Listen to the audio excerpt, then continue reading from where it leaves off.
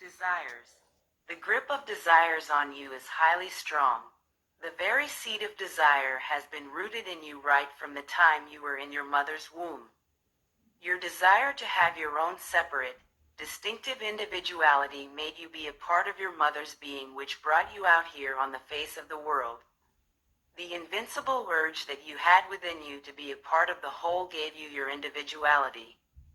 And it is for this prime reason that unless and until you make your individuality, i.e. the separate identity that you have, melt away, your desires, your covetousness, will not leave you.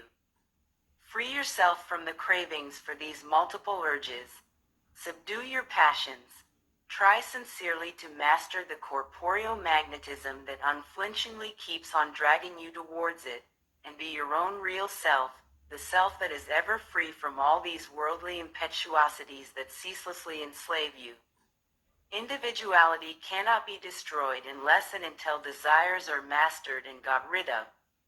Your individuality and the desires coveted by it are interdependent, they being a part of each other. Be ever free from greed, and then from desires, and your separate identity will give way. This may take not days, but, maybe, years, but this done, your vicinity from God cannot be snatched away. The more you strive to give yourself up, the closer to you he comes. Being right within you, he is away from you simply because of your attachments to the mundane and temporal. Remain ever inward bound, and your journey to divinity will positively be short-end, for he, being in and within you, knows. Seeking him outside of you is getting lost in the maddening maze of the mundane, merito mort. The question is, should we then leave everything aside and away, sit cross-legged, close our mind to everything and wait? Most certainly not. We are in the world and for the world at large, for we are all social beings. Remaining secluded and being able to digest solitude is good and necessary too, especially for a spiritual aspirant. But there may come a time when seclusion also starts pinching you. Even great. 23. Ascetics who are wedded to seclusion may get tired of living a lonesome life. If and when this happens, do not hesitate to give your solitude up to, and be a part of the society of which you are from your very birth an inseparable unit.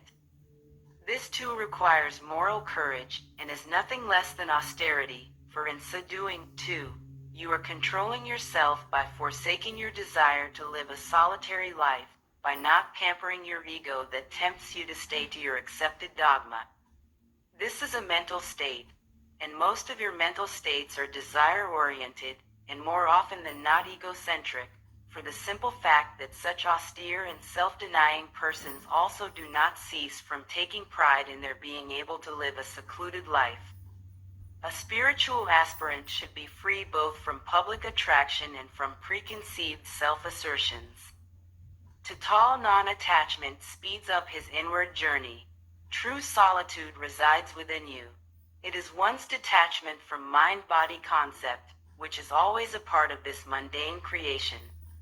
Insist on living in solitude while being enslaved by your preconceived ideas of living a solitary life, and the solitude will ever remain a hindrance to your spiritual path, for it creates inner disturbance, which proves detrimental to real progress. This is because desire, especially for something uncommon, when satisfied, breeds pride. And desire and pride combined strengthens the ego. Yes, win over your desires. Be not a prey to pride, and breathe deep the warmth of spirituality, allowing the ego a space to melt. With the grip of desire loosened and pride thus subsided, the strong hold of the ego on you will slowly but steadily get loosened too.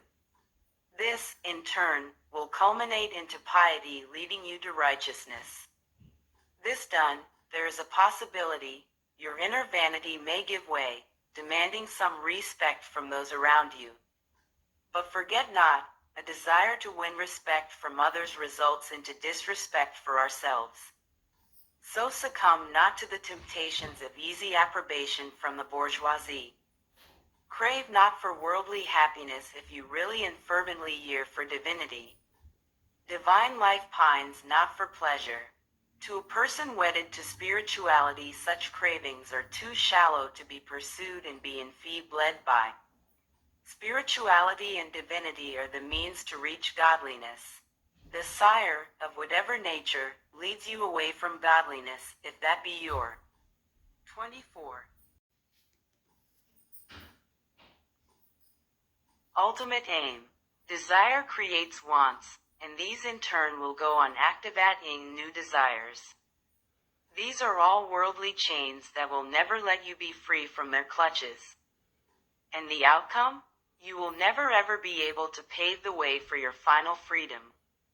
Knowing this, will you still cur after ephemeral lures? Think, and think deep. It has been rightly said, give up desires forever, and essential things would become available automatically. Such things offer themselves to a person who is desire-free. Seeking and desiring anything is slavery, not desiring leads to liberation. By desiring, one may or may not get the anticipated, but in giving up desires, he gets everything. In short, renounce desire rather than give up action, for it is the desire, the feeling to get attached to things and ideas, that binds. And forget it not that desiring itself is action, a highly deep-rooted action, binding you to karma. A seeker after truth should not and need not hanker after worldly happiness by getting attached to the temporal, the non-spiritual. Thank you very much for watching. Have a good and great day.